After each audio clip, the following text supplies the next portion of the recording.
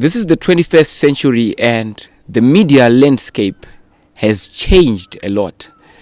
Way back, we used to respect the people like the doctor that I'm sitting with here because they were learned. They would respect media ethics and laws. They would research about certain things that has to do with media. They know a lot about media than people who just claim to say that they know media because they've got data, because they've got a phone with a good camera, or because they've got a huge following on social media. Well, here on the Research and Innovation podcast, we bring in experts, those who are fully trained, those who are fully equipped and well versed with the field. Ladies and gentlemen, I must say that I am really delighted and honored to have Dr. Masuku here with me on this episode of the Research and Innovation podcast. My name is your Uncle Kyle, and with me, like I've said, I have Dr. Masuku. Dr. Masuku, we welcome you to the Research and Innovation podcast. Thank you so much. You're very most welcome, Uncle. And we were talking earlier on about so many things which we are going to be mentioning in this episode. But first of all, I want to zone in into the journey that has been shaping your whole career, from being a broadcaster at ZBC to becoming an academic and researcher. Can you walk us through that evolution, Doctor? Thank you so much, listeners. I'm Kevin Masuku, a media expert who practiced journalism in Zimbabwe. Unfortunately, not only in broadcasting. For your own information, I started with print media. I worked for more than 5 years, and I left an indelible mark there for being the best journalist. I was twice the NAMA nominee, and I used to work for the Business Express.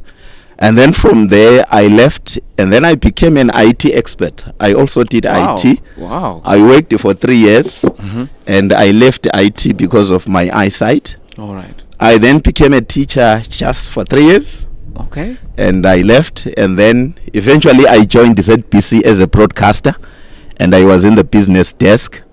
And like someone who had the zeal and interest in reading and writing, and also getting to know what is happening around, and also, putting it in short, in black and white, for others to understand. So I would shortly say that my journey has been long and interesting. Like someone who was born here in Midlands, when I was growing up, I could see people holding cameras and some getting interviewed, and that triggered my interest. And despite hearing people mentioning other professions, of course, earlier on, I thought I would become a lawyer. But when I saw people moving around with cameras, I said, that could be my profession. So after my ordinary level and A level, of course, I had to do a course in IT, getting the advice from my parents and my sponsors, who then said we are living in the advent of new technology, where every discipline where you enter into, you need IT competencies. And then I came to journalism, and it was just flowing, and broadcasting to me was very funny and interesting. And when I left ZBC, that was on the 28th of April 2008, to join the media department at Midlands State University, I was inspired by one of my mentors, Ogandoro, who by then was teaching broadcasting. But of course, we had other, brilliant lecturers like Professor Namo Miripiri, Peter Mandava, Zenyika, Exxon, Mugare. You mentioned them, the list is endless. Sure. So they oriented me into media, and that triggered my appetite. And now I am a researcher, but with pragmatic experience, both in print and radio broadcasting, of course with IT, but not in media. Yes, thank you so much. Wow, that is quite a portfolio, I must say, Dr. Masuku, that you have taken us through. You focus on media, communication, and community, which are the three pillars that are constantly shifting. How do you personally define this intersection, and what makes your research unique and impactful within Zimbabwe and across Africa? Thank you so much for the question. Well, those three issues, journalism, communication, and media, they are taking a paradigm shift necessitated by the advent of technology and, of course, other policies, because we are not living in a vacuum. Certain events triggers even the policymakers, and to make matters worse, technology has shaped every discipline, be it science, humanities, mining. They are being influenced by the advent of new technology. So to cut the story short, let me revert to the three disciplines that you have asked me. Like, let me start with journalism, which is quite interesting, because the term journalism is derived from a Greek ancient term journal, which means taking note of what is happening, recording it to inform, to educate, to entertain, as a comment to contemporary issues, and also to represent certain communities. And I happen to be in Zimbabwe, where there are various communities. They need to be represented through writing news and channeling their views and what they are calling for to the authorities being. So in journalism, with the advent of new technology, everyone now has become a journalist. We talk of the citizen journalism, but someone will ask you, since when did citizens become journalists? Indeed, they are journalists, because they do have the bait, what we call the mobile phones. They take videos, they take audios, they text. Now we do have several WhatsApp groups. People do communicate. We get news through WhatsApp. So through citizen journalism, everyone has that right of capturing, editing, and disseminating information willy-nilly. And indeed, there are some changes. And with regard to my research, I have researched on social media and journalism, which is quite interesting. And like I said, social media platforms have shaped the profession of journalism. Digital technology has shaped the discipline of journalism. We now have what we call the blogs. These are personal sites that one can open online. And it's rare to find people complaining that I'm not being given the voice, because the platforms are there. So people do have blogs, they do have podcasts, where they can broadcast willy-nilly. You can even go to YouTube and start broadcasting live streaming on Facebook. And this is form of journalism. So as researchers, we need to go document and look at the extent to which these new technologies influenced the discipline of journalism, and how they've led to the rich information that cuts across the geographical boundaries, that deals with the issue of limiting. But of course, as a journalist, you need to be guided by ethics. But there are some ethics that are being breached. But the new technology has also come with its own ethics. So we've been researching to educate the youngsters, to educate the industrialists, to educate our communities on the developments that have been taking place in communication. And communication being part of journalism, by communication you can look at the organizational communication, you can look at individual communication, you can look at communities communication. And I've conducted research that deals with communication from an organizational perspective, roping in the issues of public relations, development communication, stakeholders relationship, and also sustainability. And when looking at those issues, they fall under strategic communication, corporate communication, public relation, communication for development. And our aim when we conduct a research is to generate new knowledge. And this is after we realize that most of the knowledge that we read around is largely dominated by scholars from the global north. I'm talking of Europe here. So there is need for us from the global south to generate new knowledge, which will bridge the gap, but at the same time elevating the knowledge and improving the livelihoods of our communities. Now coming to media, because when you're dealing with media, we are looking at various channels of communication. We usually say media is a plural. Media are, not media is, media are, because we are looking at various channels. In this case, Someone can look at radio broadcasting, television broadcasting, print media, film and theater. You mentioned the list is endless. So we are looking at how these channels and disciplines can integrate the community for development, for sustainability, and also for global economy. Because new times call for new thinking. If you look at these global media organizations that we've been reading in the books compiled by the likes of Robert McChesney, they've been actually parroting and indicating, most of the global media from the global north, that is Northern America. Now there is need, even us in Zimbabwe, to note those, but also writing about our own media organization like Zim Papers. We've got other media organizations that exist. They need to be documented, especially how they can improve the communication aspects in development, social issues, political communication, and in marketing. So my research, they've been touching on public relations, they've been touching on organizational communication, touching on strategic communication, sustainability, and stakeholders relationship, with the thrust of showing how development and sustainability in the global south can be captured with the element of inclusivity, where we are saying communication has to be dialogical, it has to be reciprocal. You exchange, it's a give and take. Of course, looking at scholars like Osgood and Scrum, who came up with that dialogical, and you talk of Grunig and Hunt, two-way symmetrical and symmetrical. It's a give and take. So we're looking at how these organizations, be it the firms, can they be mining, universities, the conglomerates, how are they communicating and exchanging with their local communities to address their needs, to create common understanding in what we call stakeholders relationship. And we do those things for development and sustainability. In short, that's what I can share with you. Wow, you're loaded, Dr. Masuku. Yeah, you spoke of also now podcast also coming in.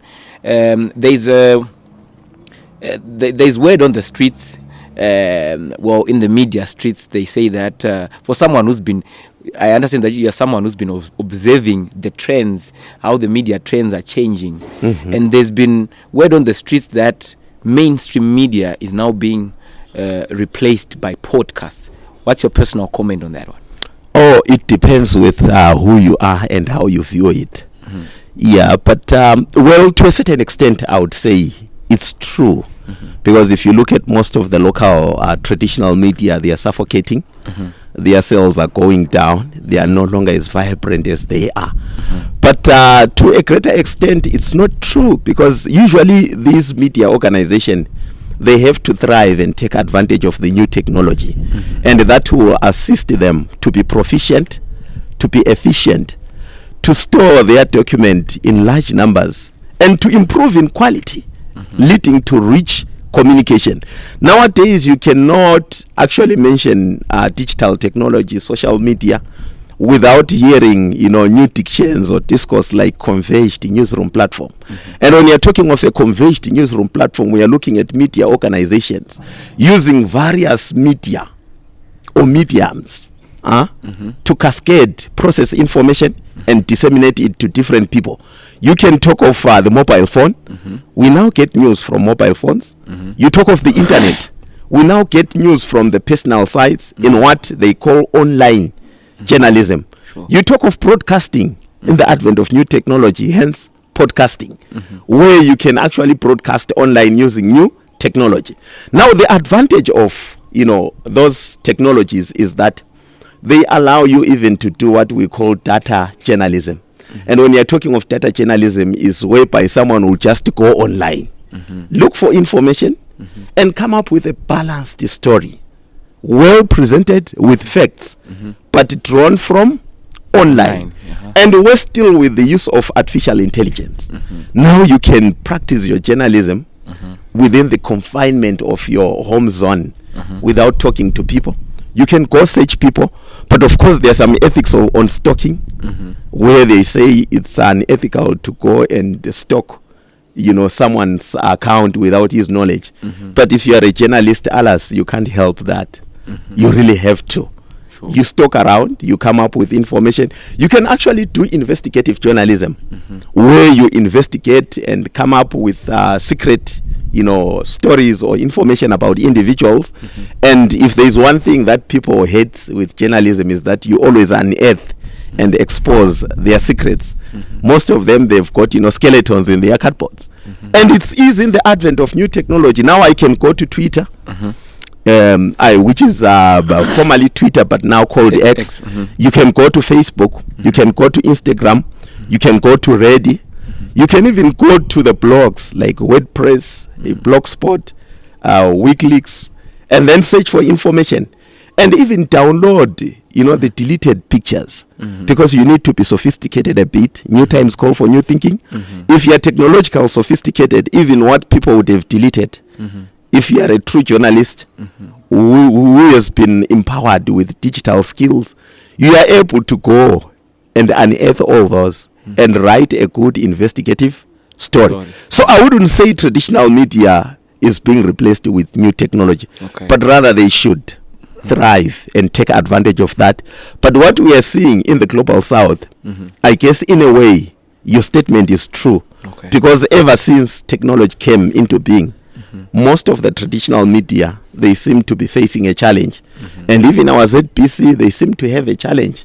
They are no longer as common as they used to be.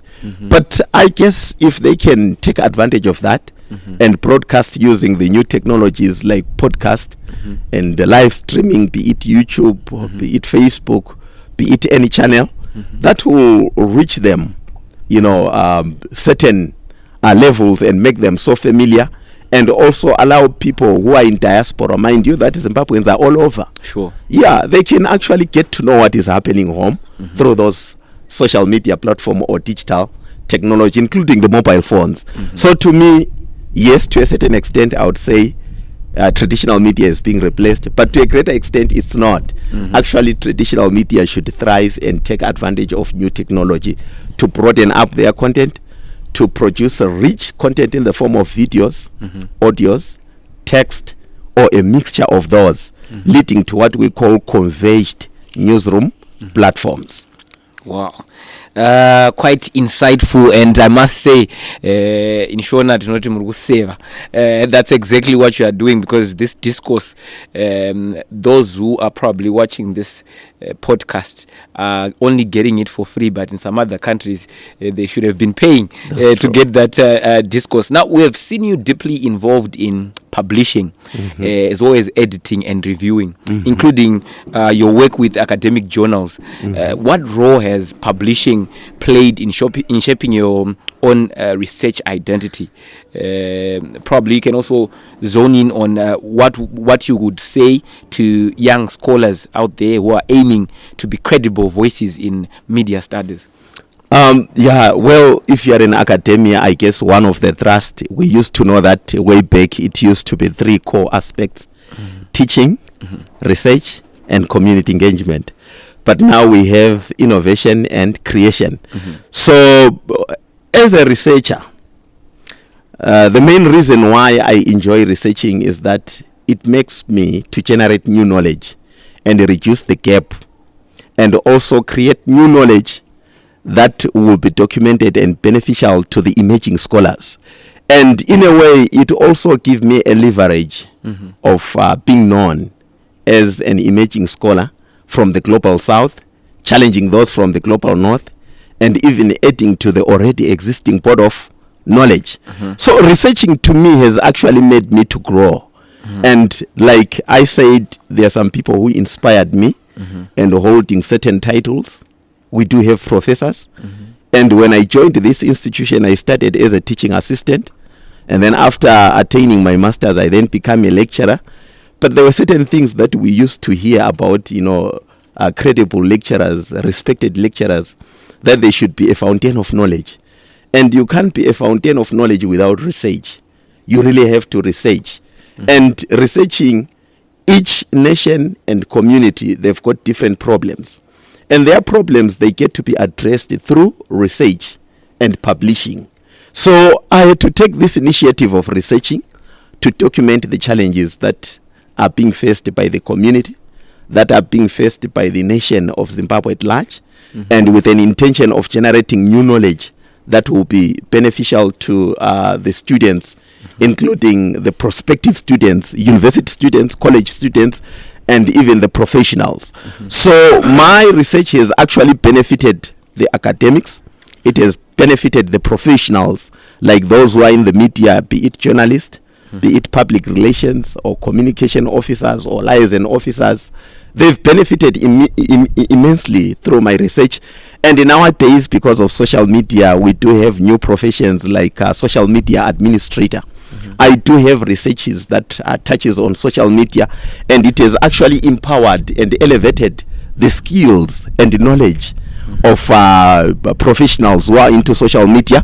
And in corporate communication, that's why I've been conducting research that has to do with organizations, and with an intention of making these organizations improve their communication competence with their stakeholders, so that they meet the needs of their stockholders and stakeholders. And by stockholders, by the way, we mean even the shareholders. They need also to enjoy and know what is going on. So I've been documenting that knowledge for their own benefit.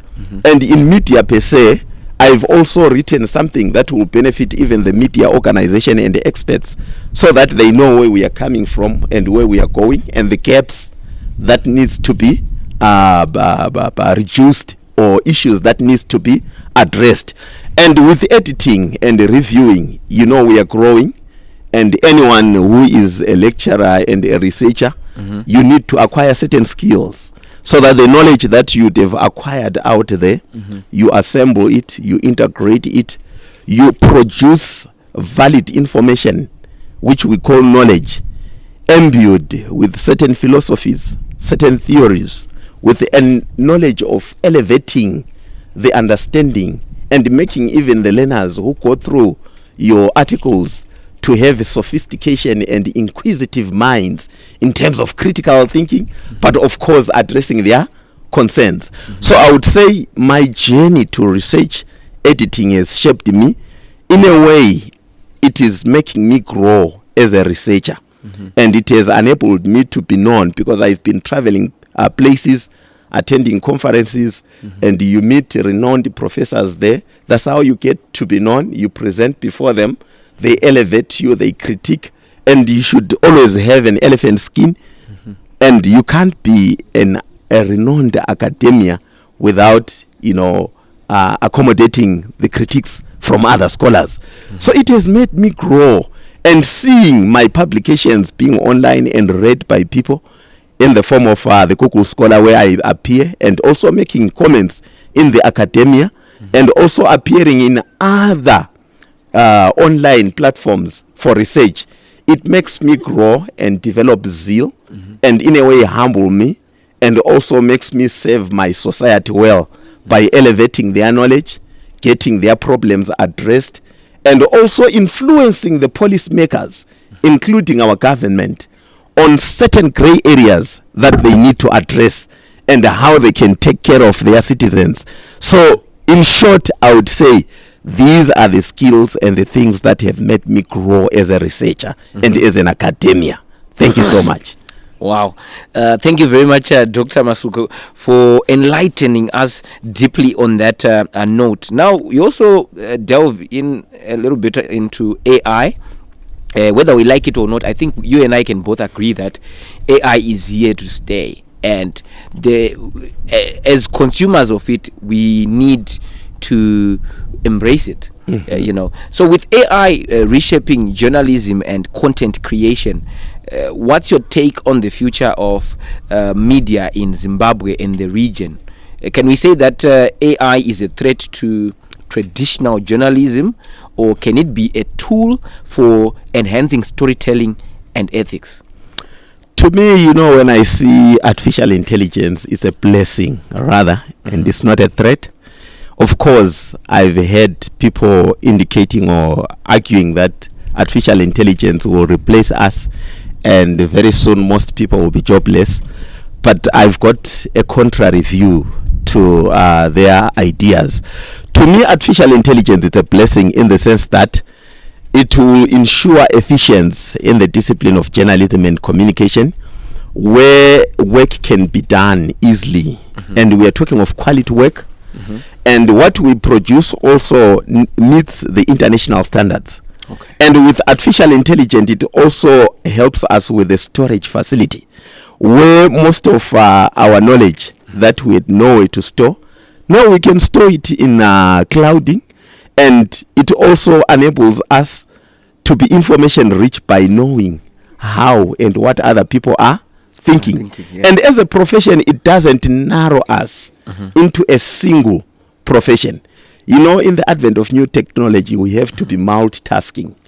You are a cameraman, you are an editor, you are a journalist, you are in production. Like someone who have been into broadcasting, you know, way back the traditional way, we used to have researchers, we used to have the reporters, people who go gather information in sporting, business, politics, religion, and after they will come into the newsroom and pass it on to the editors, who will then edit your copy, and they will pass it on to the production desk, who will also look at the depth and try to beautify the story so that when it reaches the final destination, it matters most and it suits their need. But nowadays, one person does all those things. You are a producer, you are a cameraman, you are an editor. So there is this element of multitasking, and the knowledge that we generate is not only narrowed to the geographical boundaries where we stay. We can cascade it across the globe. While I'm here, my knowledge is being consumed in Europe, it's consumed in Asia, it's consumed all over. And with artificial intelligence, it even assists you to give you knowledge. But the challenge that we have at times is that as human beings, we become so lazy. We just take it wholly without involving ourselves. But even the learners, I guess they should thrive and celebrate on artificial intelligence because it gives you knowledge. Probably what you need to do is to integrate the knowledge that it provides you with your socio-cultural background, using your own diction, your own discourse, coming up with unique, concrete knowledge that will benefit the world. So to me, it's not true that artificial intelligence is a threat and will replace human beings. Of course, it creates certain, anomalies to us. It makes us in a way to be lazy. I will tell you, nowadays people, they don't think much. Why? Because everything, they will assume that it exists online. And with a blink of an eye, clicking to a certain website, you get all what you want. And in a way, even your thinking capacity is being suspended. But it takes someone to make use of that tool that, yes, it has provided me certain knowledge, but I need to take a step further and integrate what already exists with what is not known. But of course, now we can talk of quality media products, quality academic research. And even where after gathering data like a researcher, I know qualitatively, we do have the Atlas, software that allows us to assemble knowledge and even come up with themes, and also allows you to conduct your research.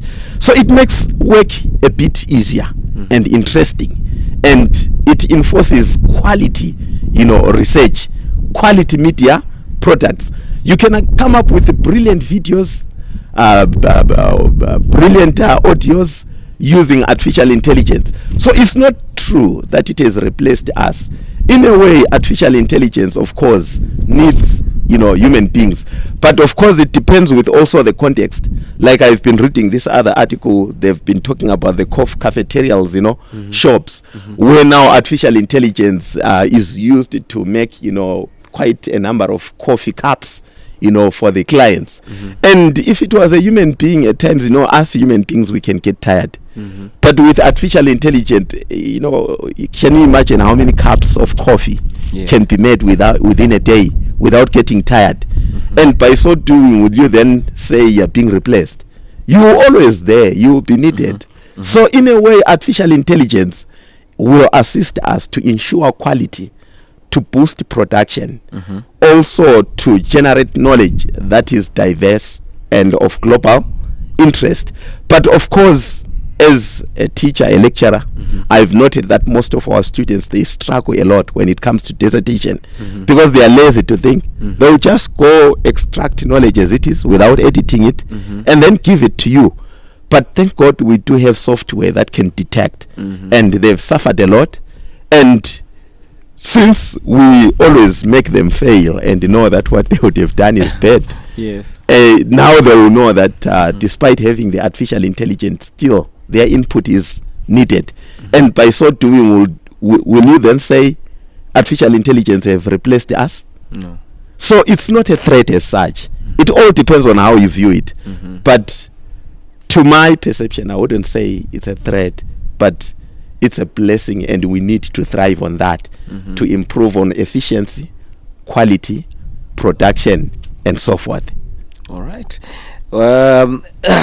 Now, let's talk about Vision 2030, national development goals, as well as digital literacy. They are all rising priorities. How does your research contribute to these agendas, Dr. Masuku, and how are you using your role as a lecturer and also communicator to prepare students for that future that we are getting into, the future that you are talking about, digital technology, AI, and where journalism is getting to? How are you preparing that as a lecturer as well? My contribution is immensely towards that, and I will start as a lecturer. I happen to be teaching practicals, including modules that deals with journalism and online media, like fundamentals of narrowcasting and blogging, converged and hypermedia productions.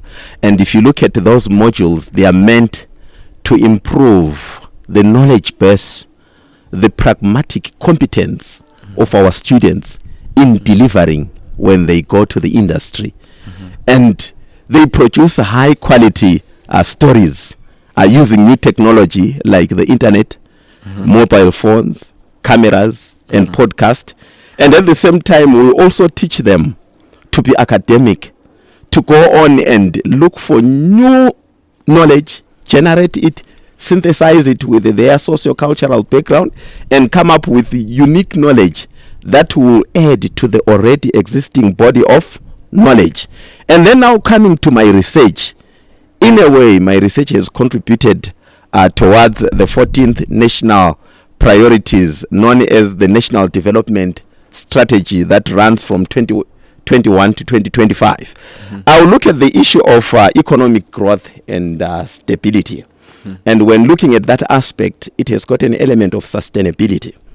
And if you look at most of my articles on corporate communication and strategic communication, they've been looking at sustainability between firms and their stakeholders. And here I've been looking at how certain organizations engage with their communities, the surrounding communities, to address their concerns and also to foster sustainability. And to be specific, I've been looking at mining firms in Zimbabwe and in the Midlands province, and the extent to which they've been actually addressing the plight of the community. So I've noted that indeed some of these mining companies, they've resorted to what we call inclusivity as a model. And inclusivity, now we are talking of the bottom-up communication against the top-bottom communication and lateral communication. Instead of an organization deciding on the programs to be implemented in the community, rather what they do is they go to the community. They ask them, what is it that you want us to do to you so as to remain harmoniously with you, since we are extracting minerals from your area. And the community will then tell them, we need a clinic because we don't have a health center here. We need proper roads. We've got poor roads because of cyclone and this other stuff. And they will tell you we need a dam so as to improve the green belt and also to fight hunger. And these companies, they've gone to the ground and addressed those issues. For instance, look at Unki Mine and the Raid Fountain, where I have conducted a research and published about them. They've got good road networks. Some bridges have been constructed there. Clinics have been constructed there. Schools have been constructed there. And again, when looking at schools, they add to the literacy. And by the way, Zimbabwe, we also have high literacy rate. And by those companies building schools for us, for our children, they are building a base for social capital, because that's where they are going to draw employees in near future. And by so doing, they are also contributing immensely to sustainability. And some of them, they've also maintained a clean environment.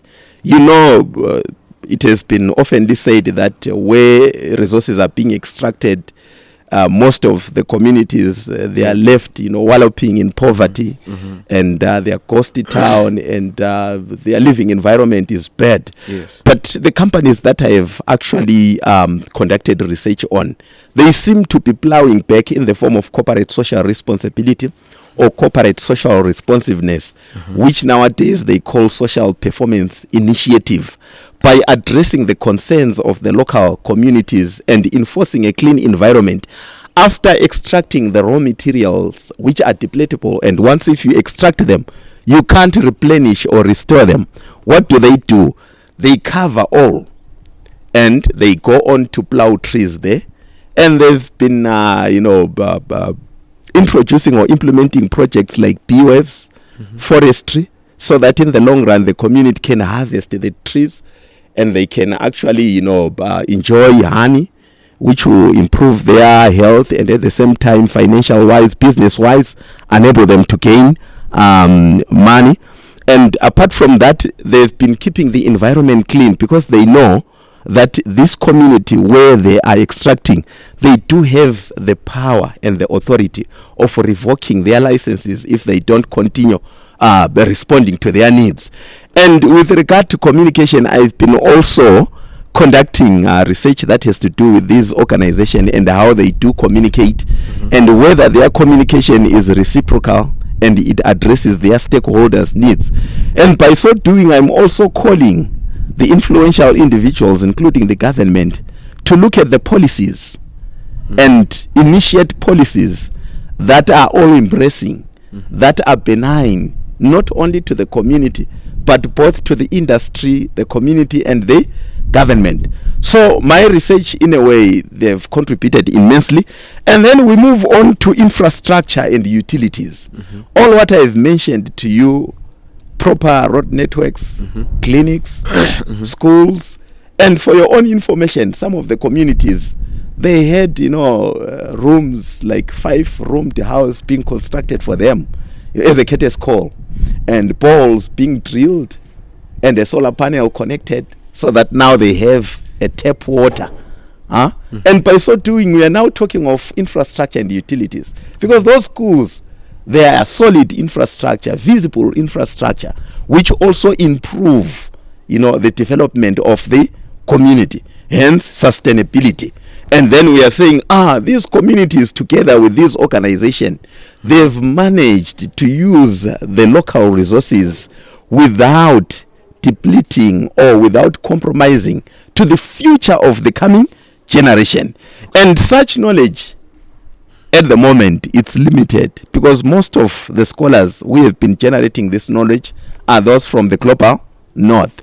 Right. And as a scholar from the global south, I've managed to bridge that gap, and at the same time I've come up with knowledge that is relevant to my people, because it's extracted from them. And such knowledge is very important to the academia, and it feeds to our library, and as a university our students get to know what's going on, the things that they need to do, and how the government can chip in and come up with new policies that will improve service delivery and good life to them. Right. And also the other aspect of the national priority, NDS, which I have addressed, is digital economy.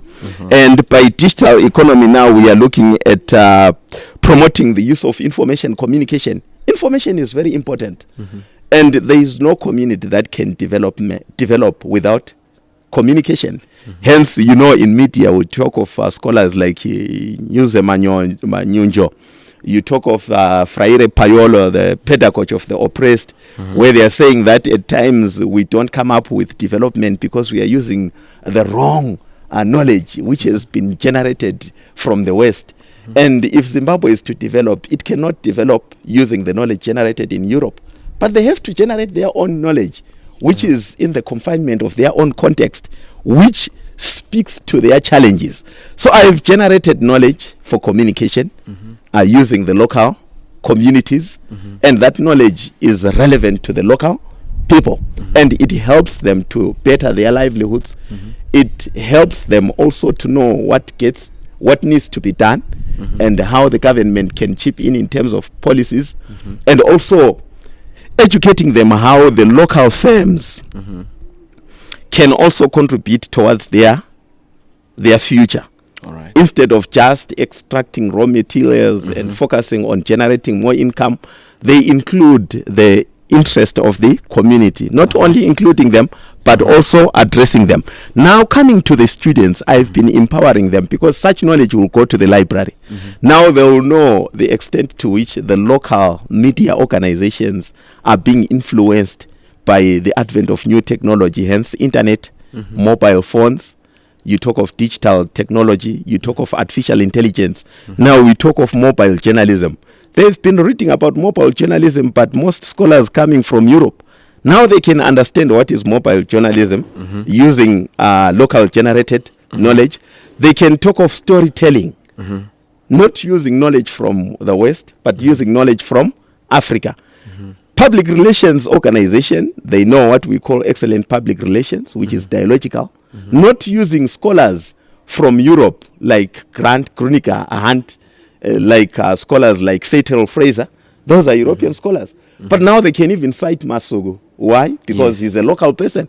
And that knowledge can be tapped by the local organization to improve their service delivery, but at the same time also to elevate their knowledge gap. And the university students need that knowledge, which will make them rich information-wise, which will also impart them to the pragmatic skills in addressing some of the challenges that the industry is currently facing.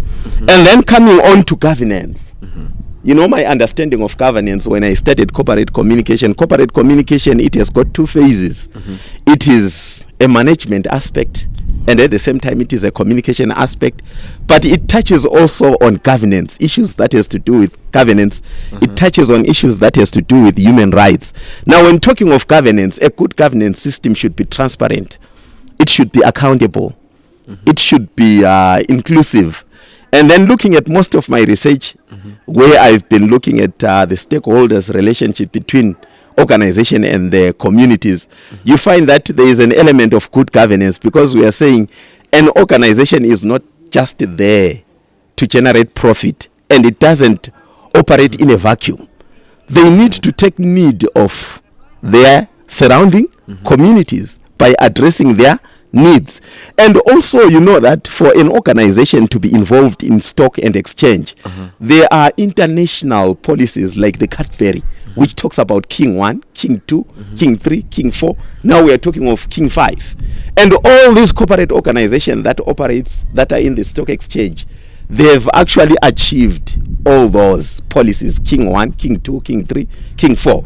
And in the business community, that's what they call corporate governance, where an organization governs its resources and also takes, care of its embedded communities, and at the same time also taking the needs of its stockholders. Here we are referring to the shareholders. And such knowledge, I've documented it, produced it, and in the form of publications which are ready to be consumed by our students. And such knowledge will make them to be very rich, and also in a way to be in the same platform with those scholars in the global north, but of course using their own knowledge that is tapped from the third world countries.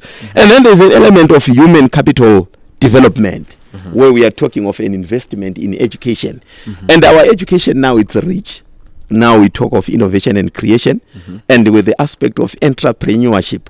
I've been actually sharing with my students and even educating them that instead of them looking for jobs, after acquiring knowledge through the modules that I teach, through the research that I conduct, and of course with other members in the department and other aspects, other experts, they can actually create or practice journalism in the confinement of their in the comfort zone of their homes. Journalism now, for you to be a journalist, you need not to look for an organization. You can generate an income and live better by using the skills acquired. And our education is the best at the moment because there is that element of pragmatics, where instead of teaching a student theoretical that we've got what we call blogs, how to write a story, we take them to the ground. We teach them how to write stories using 5 Ws and how they can use language. By the way, you can't be a good journalist without, high command of the language. Sure. So we teach them those skills on how they can actually boost their competence, how they can write stories. And of course, with my friend like Mshangwe, also they're teaching broadcasting, teaching them how to be a good broadcaster, the voice projection and how they should pronounce, and how radio broadcasting differs with print media. And we do have students who have actually opened their own companies and they are earning a living in the media fraternity. Some they are into consultant, some into event management, some they are journalists, some they are into advertising, some they are social media administrators, and they are now earning a living because of the skills that we have imparted to them.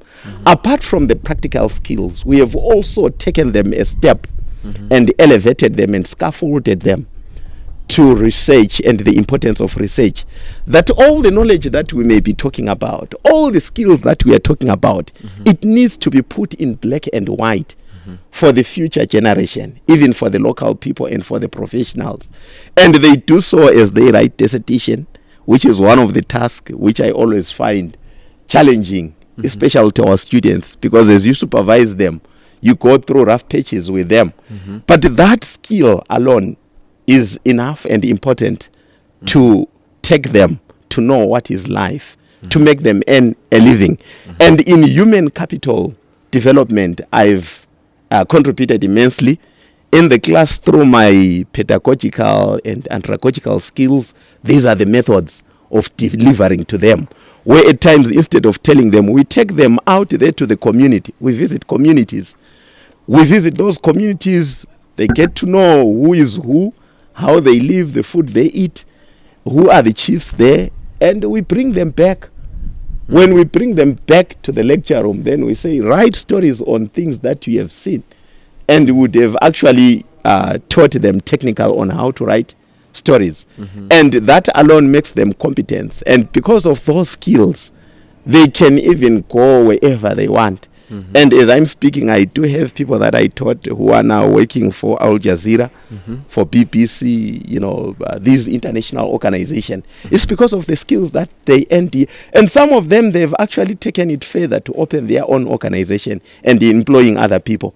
And I wouldn't know if there is anything besides, equating it to human capital, developing skills, what I've just mentioned to you. So in short, I guess that's what I can share with you on how I've contributed through research and through teaching to human capital development, fulfilling the NDSI, National Development or National Priorities, National Development Strategies that runs from 2021 to 2025.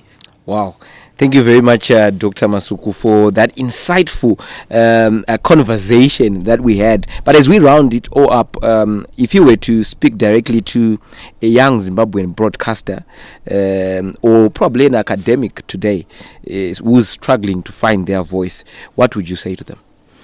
Well, my advice to the youngsters, and of course taking from my experience, is that they need to be determined. They should know what they want. And after they identify what they want, they need to work hard. It's all about hard working. And if they work hard, the sky then becomes the limit. They need to be perseverance. They need to be patient. They should not rush. At times you face some challenges here and there. If I tell you my experience in journalism, starting from print to broadcasting, I had lots of experience, lots of challenges and experiences, but I did not give up. And even when I became a lecturer, I had some challenges, but I did not give up. So the youngsters should be focused. They need to be determined. They need to be perseverance. And they need to read avidly. to acquire knowledge, and they should integrate whatever knowledge they acquire with digital skills. And to be honest with you, you may be a lawyer, you may be a pharmacist, you may be a journalist, you may be a historian, but you need digital knowledge. And with digital knowledge, the sky then becomes the limit. And they should be humble, and they should not use shortcuts in life. You know, at times the journey may be long, but you need to be patient and squeeze shoulders with the tried and tested ones. And I will tell you the reason why I'm here is because of the people who mentored me from high school, college, university, in the industry.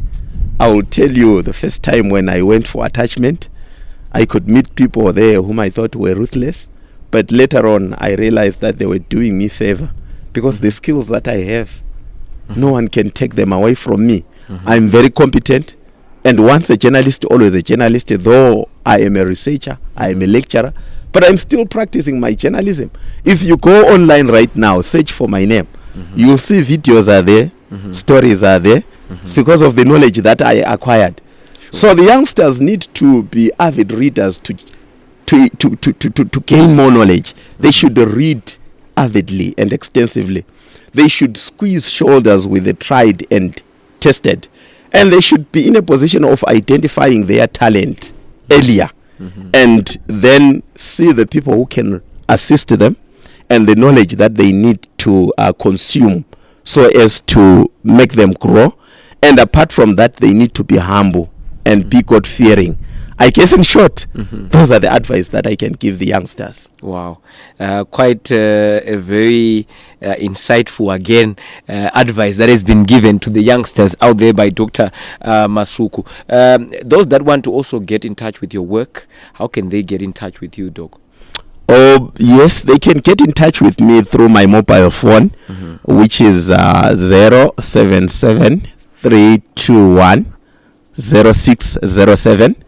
I'm also on WhatsApp, or they can simply go online if they've got access to the internet, and then type my full name there, Caven Masuku, and Caven it's CAVEN, and Masuku it's MASUKU, or they can actually visit MSU and then look for the media department and ask my person to anyone there. Yeah, I guess those are the contacts through which I can be reached. Wow. Or also by mixing and mingling with my work, because obviously details will be there. Sure. Yes. Sure. Doc, I cannot thank you enough for being here and also sharing with us, because some of the things that we're talking about, they are very fundamental to what the new generation is being exposed to, especially with things to do with the media, digital technology, AI, amongst many other things. I believe that you have tried to do justice, but we still have more of the things that we want to discuss, and I believe that this is not the first and last podcast that you are coming through. We also want to hear more from the publications and the work that you are doing in the media landscape, as well as in research and innovation. Until we meet again, but I really need to thank you for that one for now. You are most welcome, and I'm available anytime when need be. Please get in touch with me. All right. I will respond positively. Okay, so ladies and gentlemen, we've come to the end of our episode for the Research and Innovation podcast. And until we meet again next time, it's bye-bye for now. My name is your Uncle Kyle.